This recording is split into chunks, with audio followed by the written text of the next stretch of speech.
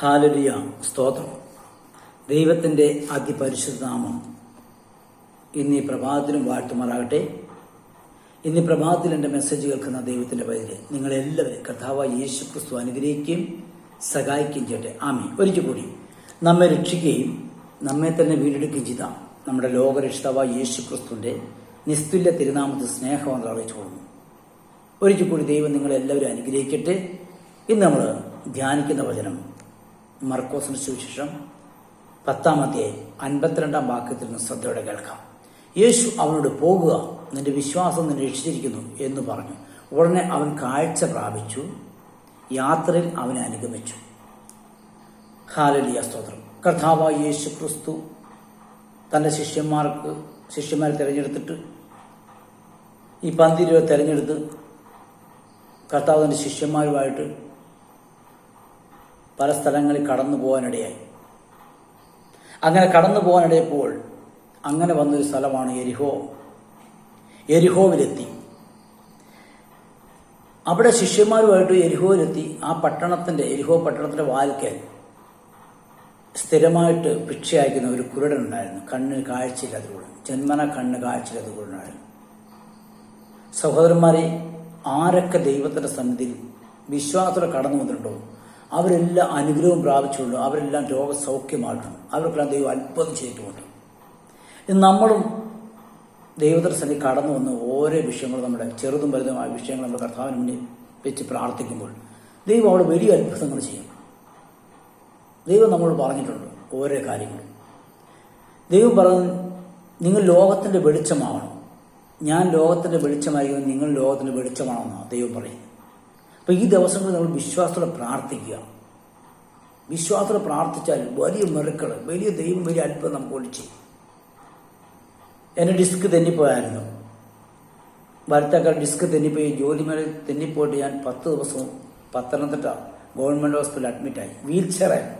എൻ്റെ മക്കളായിരുന്നു എന്നെ ഹോസ്പിറ്റലിൽ ബാത്റൂമിലൊക്കെ കൊണ്ടുപോയി. നടക്കാൻ പറ്റില്ല. ഡോക്ടർമാർ 3-4 പ്രാവശ്യം വന്ന് ഓപ്പറേഷൻ വേണമെന്ന് പറഞ്ഞു. ഞാൻ പറഞ്ഞു, ഒരിക്കലും ഞാൻ പറഞ്ഞു ചെയ്യത്തില്ല. എൻ്റെ ദേഹത്ത് കത്തി വെക്കാൻ ഞാൻ ഇടം വരുത്തത്തില്ല. അതെൻ്റെ ഒരു വിശ്വാസമാണ്. എന്നെ തിരഞ്ഞെടുത്ത എന്നെ കർത്താവിൻ്റെ സന്നിധിയിൽ ആക്കി വെച്ച ആ ഒരു വലിയ വിശ്വാസം. ആരും ആശ്രയമില്ലാതെ, ആരും നല്ല വാക്ക് ഉപദേശിച്ച് തരാതെ എന്നെ പുറം തള്ളിയിട്ടിരിക്കുകയായിരുന്നു. ആർക്കും വേടായിട്ടിരിക്കുകയായിരുന്നു. പക്ഷെ കർത്താവിന് എന്നെ ആവശ്യമാണ്. ഒരു രാത്രി മധ്യേ ഞാൻ ലഹരിയിൽ, വെള്ളമടിച്ച് ലഹരിയിൽ ഞങ്ങളുടെ താഴത്തെ വീട്ടിലെ ഒരച്ഛനോട് അടിയുണ്ടാക്കി. തൊട്ട് താഴത്തുള്ള അച്ഛനോട് അടിയുണ്ടാക്കി. രാത്രി 11 വരെ ഭയങ്കര ആൾക്കൂട്ടമായിരുന്നു. വിഷമത്തോടെ കടന്നു വന്ന എൻ്റെ കർത്താവ് ആ കരങ്ങളിൽ എടുത്തു. ഇനി 9 വർഷമായി ദൈവത്തിൻ്റെ സന്നിധിയിരിക്കുന്നു. ഞാൻ പറഞ്ഞു, ഡോക്ടറോട് ഞാൻ പറഞ്ഞു, എനിക്ക് വിശ്വാസമുണ്ട് എൻ്റെ കർത്താവിനെ എന്തിനാ ഇവിടെ അയച്ചിരിക്കുന്നു. ഞാൻ ഓപ്പറേഷൻ ചെയ്യിക്കത്തില്ല എന്ന് പറഞ്ഞു. പ്രിയ സഹോദരന്മാരെ,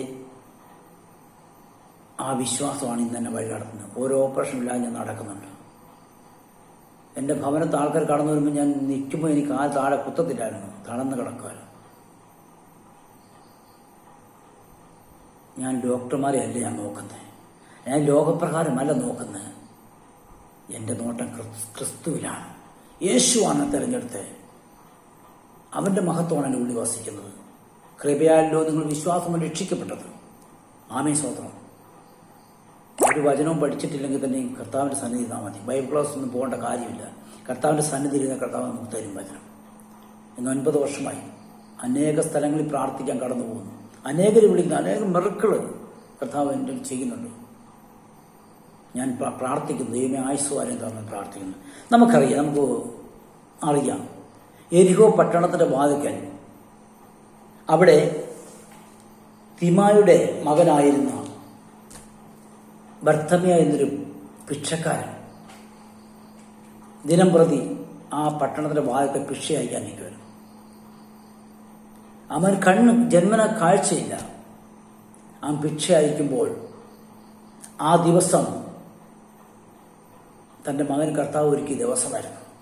കർത്താവും ശിഷ്യന്മാരും കടന്നു പോവുകയാണ്. കാഴ്ചയില്ലാത്ത ജന്മന കുരുടനായിരുന്ന ഈ വ്യക്തി അവൻ്റെ മനക്കണ്ണുകളെ തുറന്നപ്പോൾ മനക്കണ്ണുകൊണ്ട് കണ്ടു യേശു കർത്താവ് കടന്നു പോന്നു. അവൻ എഴുന്നേച്ചു മുട്ടുമേന്നുണ്ട്, യേശുവേ മഹോന്നത പുത്ര, ദാവീദ് പുത്ര, എന്നോട് കരുണ തോന്നണമേ, എനിക്ക് കാഴ്ച തരണമേ എന്ന് നിലവിളിക്കാൻ തുടങ്ങി. അവിടെ കൂടെ നിന്നവരെല്ലാവരും അവിടെ നിന്ന് വഴക്ക് പറഞ്ഞു, ശാസിച്ചു. എന്തിനാ ബഹളം നമുക്ക് മിണ്ടായിരിക്കാൻ പറഞ്ഞു. അവർക്ക് അറിയത്തില്ല ആരെ കടന്നു പോകുന്നു. സഹോദരന്മാരെ, 3.5 വർഷക്കാലം കർത്താവും ശിഷ്യന്മാരും എവിടെല്ലാം കടന്നു പോയിട്ടുണ്ടോ അവിടെ എല്ലാം അത്ഭുതമാണ്. അവിടെ എല്ലാം വലിയ വലിയ അത്ഭുതം നടന്നിട്ടുണ്ട്. ഒത്തിരി രോഗങ്ങൾ സൗഖ്യമായിട്ടുണ്ട്, കുടുംബ ജീവിതത്തിന് അനുഗ്രഹമായിട്ടുണ്ട്. എല്ലാം കർത്താവ് പറഞ്ഞ് വിശ്വസിക്കുക, നീ വിശ്വസിക്കുക മാത്രം ചെയ്യുക. നമ്മളിന്ന് ഈ മെസ്സേജ് കേൾക്കുമ്പോൾ നിങ്ങൾ വിശ്വസിക്കണം. കർത്താവായ യേശു ക്രിസ്തു നമുക്ക് വേണ്ടി കാൽവരിയെ കുറിച്ച് ഒഴുക്കിയ രക്തം, നമ്മുടെ രക്തത്തെ ശുദ്ധീകരിച്ച് നമ്മളെ വീണ്ടെടുപ്പുകാരനായ യേശു കർത്താവ് നമ്മുടെ ഹൃദയങ്ങളിൽ വസിക്കുന്നു. വിശ്വസിക്കുക സഹോദര, ദൈവം അത്ഭുതം ചെയ്യും. കഴിഞ്ഞിടയ്ക്ക് ഞാനൊരു ഭവനത്തിൽ കടന്നു ചെല്ലാൻ, TPM കാരുടെ ഭവനത്തിൽ കടന്നു ചെല്ലാനിടെ എന്നെ ഒരു സഹോദരനാണ് കൊണ്ടുപോയത്. അവിടുത്തെ മാതാവ് രാത്രി കിടന്ന് ഭയങ്കര നിലവിളിയാണ്. ഒരു ഭയത്തിൻ്റെ ആത്മാവ് ആ മകളെ വ്യാപരിച്ചിരിക്കുക. യേശു കർത്താവ് എന്നെ ഇവിടെ കടന്നു ചെന്നു. അവർ വിളിച്ചപ്പോഴേ ഞങ്ങളുടെ കൂടി പ്രാർത്ഥിച്ചു. കർത്താവ് കടന്നു ചെല്ലാൻ പറഞ്ഞ് ഞാൻ കടന്നു ചെന്നു. 2 പ്രാവശ്യം പോയി പ്രാർത്ഥിച്ചു. അവരുടെ മകൻ രാജസ്ഥാനിലെ പാസ്റ്റർ. 1 വർഷമായി ഈ മകൾ അലപ്പ് കാണിട്ടു. രാത്രി കിടന്ന് ഭയങ്കര പ്രശ്നം. സഹോദര, അവിടെ കടന്നു നിന്ന് ആ അമ്മച്ചിയുടെ അരികിൽ ചെന്ന് 2 പ്രാവശ്യം പ്രാർത്ഥിച്ചു. 3ാമത്തെ പ്രാവശ്യം അവർ വിളിച്ചു പറഞ്ഞു, ഇപ്പം അലപ്പ് നിർത്തി, ഇപ്പം നിലവിളിയില്ല, എൻ്റെ വൈഫിന് നിലവിളിയില്ല, വൈഫ് കഴിക്കാൻ വരെ തുടങ്ങി, പ്രാർത്ഥിക്കാൻ പാട്ട് പാടി ആരാധിക്കാൻ തുടങ്ങി. വലിയ മരങ്ങൾ വിശ്വസിച്ചാൽ ദൈവത്തിൻ്റെ മഹത്വം കാണും. നമ്മൾ വിശ്വസിച്ചുകൊണ്ട് ഈ മലയോട് നീങ്ങി പോകാൻ പറഞ്ഞാൽ ആ മല ഭയങ്കര വലിപ്പമുള്ള മലയായിരിക്കും. പക്ഷെ നമ്മൾ വിശ്വസിച്ചുകൊണ്ട് നമ്മൾ പ്രാർത്ഥിച്ച മല നീങ്ങിപ്പോകും. നമ്മുടെ ഉള്ളിൽ വിശ്വാസം വേണം. എവിടെ പ്രാർത്ഥിക്കാൻ കടന്നു പോകുന്നു അവിടെ നമുക്ക് വിശ്വസിച്ചുകൊണ്ട് മാത്രമേ ഇറങ്ങി പുറപ്പെടുക. അതുകൊണ്ടാണ് തൻ്റെ ശിഷ്യന്മാരും കർത്താവ് യേശു ക്രിസ്തുവും കൂടി പല സ്ഥലങ്ങളിൽ കടന്നുപോയപ്പോൾ ഇതാ ലാസർ മരിക്കാൻ കിടക്കുന്നു. ആളെ അയച്ചിരിക്കുക.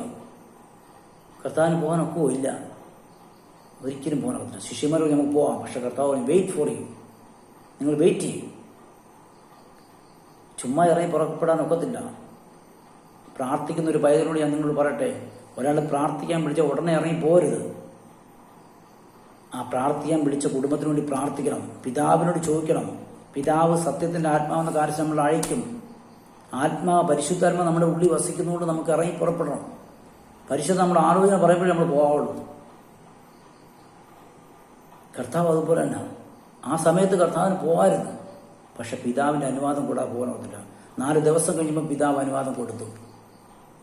ശിഷ്യന്മാരോട് നമുക്ക് പോകാം, ലാസറിന്റെ കല്ലറയ്ക്ക് പോകാം. 4 ദിവസമായി. പ്രിയ സഹോദരന്മാരെ, ശിഷ്യന്മാർ പറഞ്ഞു ഞങ്ങളില്ല, ഞങ്ങൾക്ക് പേടിയാണ്. എന്ന് വെച്ചാൽ കല്ലെറിയുന്നൊരു സ്വഭാവമാണ്. മോശയുടെ ന്യായപ്രമാണത്തിൽ കല്ലെറിയും. കർത്താവ് പറഞ്ഞ കേൾക്കാതിരിക്കാനോ പോകും. അവർ പറഞ്ഞു നമുക്ക് പോവാം, ഇവൻ്റെ കൂടെ പോയി നമുക്ക് കല്ലെറിഞ്ഞ് നമുക്കും ചാകാം എന്ന് പറഞ്ഞ് അവർ കടന്നു ചെല്ലുന്നൊരവസ്ഥ. അവിടെ ചിലപ്പോൾ മാർത്ത പറയുവാണ്, നീ എന്തിനാ ഇപ്പം ഇങ്ങോട്ട് കടന്നു വന്നേ? 4 ദിവസമായി നാറ്റം വെച്ചു പറയും. കർത്താവ് പറഞ്ഞ കല്ലെടുത്ത് മാറ്റേ. മാർത്ത നീ കല്ലെടുത്ത് മാറ്റേ. പ്രിയ സഹോദരന്മാരെ, മാർത്ത കർത്താവിനോട് പറയുവാണ്, പല അത്ഭുതങ്ങൾ നീ കാണിച്ചിട്ടുണ്ട്, പക്ഷെ ഇത് നടക്കത്തില്ല, ഇത് ജീർണമായി പോയി, എല്ല് മാത്രമേ ഉള്ളൂ, ഒരത്ഭുതം ഇവിടെ നടക്കത്തില്ല. കർത്താവ് പറയും, മാർത്ത നീ കല്ലെടുത്ത് മാറ്റും. ഇന്ന് ഞാൻ നിങ്ങളോട് പറയട്ടെ, എന്നെ കേൾക്കുന്ന ദൈവത്തിൻ്റെ പൈതലേ, ഞാൻ നിങ്ങളോട് പറയട്ടെ, നമ്മുടെ ഹൃദയത്തിൻ്റെ വാലിനകത്ത് നമ്മൾ ഒളിച്ചു വച്ചിരിക്കുന്ന, അല്ലെങ്കിൽ നമ്മൾ മൂടപ്പെട്ട് വച്ചിരിക്കുന്ന, ആരെ കൊണ്ടും എടുത്തു കളയാൻ മേലാത്ത, ഒരു ദൈവദാസന്മാർക്ക് പോലും എടുത്തു കളയാൻ മേലാത്ത ഒരു ഭയങ്കരമായ കല്ല് നമ്മുടെ ഹൃദയത്തിനകത്ത് നമ്മൾ വെച്ചിരിക്കാം. അത് ഈ ദിവസം നമ്മൾ തന്നെ എടുത്തു മാറ്റിയാൽ ഉള്ളിൽ കർത്താവ് പ്രവേശിക്കും. ആ കല്ലാണ് കർത്താവ് പറയുന്നത്. ലാസറിന്റെ കല്ലറയുടെ കല്ലല്ല കർത്താവ് പറയുന്നത്. മാർത്തേ, നിന്റെ കല്ലറ, നിന്റെ ഹൃദയത്തിനായി കല്ലെടുത്ത് മാറ്റേ. നീ പലതിനെയും ചൊല്ലി വ്യാപരിച്ചൊല്ലിക്കുക. മനസ്സിലായി പറഞ്ഞ നമ്മുടെ ഹൃദയത്തിനകത്ത് ഇന്ന് കല്ലെടുത്ത് മാറ്റണം. ഒരു ഭാരപ്പെട്ട കല്ല്. എൻ്റെ മെസ്സേജ് കേൾക്കുന്ന ജനങ്ങൾ 850 കോടി ജനങ്ങളുണ്ട്. അവരോടൊക്കെ ഞാൻ പറയുകയാണ്, ഈ ഹൃദയത്തിനകത്ത് നമ്മൾ എടുത്തു വെച്ചിരുന്ന കല്ല് എടുത്തു മാറ്റണം. കർത്താവ് പറയുക, വെളിപ്പാട് 3:20 പറഞ്ഞു, ഞാൻ നിന്റെ വാതിൽക്ക് വന്ന് മുട്ടിക്കൊണ്ടിരിക്കുക. എൻ്റെ സ്വരം കേട്ട്, ഇന്ന് എൻ്റെ സ്വരം കേട്ട് ആരെങ്കിലും ഈ വാതിൽ തുറന്നാൽ ഞാൻ അവനോടുകൂടി അവൻ എന്നോട് കൂടി ഇന്ന് അത്താഴം കഴിക്കുമെന്ന് പറഞ്ഞു. അപ്പം നല്ല കർത്താവാണ് നമ്മുടെ കർത്താവ്. നമ്മളെ സ്നേഹിക്കുന്നൊരു കർത്താവ്. നമ്മുടെ വിചാരങ്ങളെ, നിലവുകളെ അറിയാവുന്നൊരു കർത്താവ്. നമുക്ക് വേണ്ടി പിതാവിൻ്റെ സന്നിധി എപ്പോഴും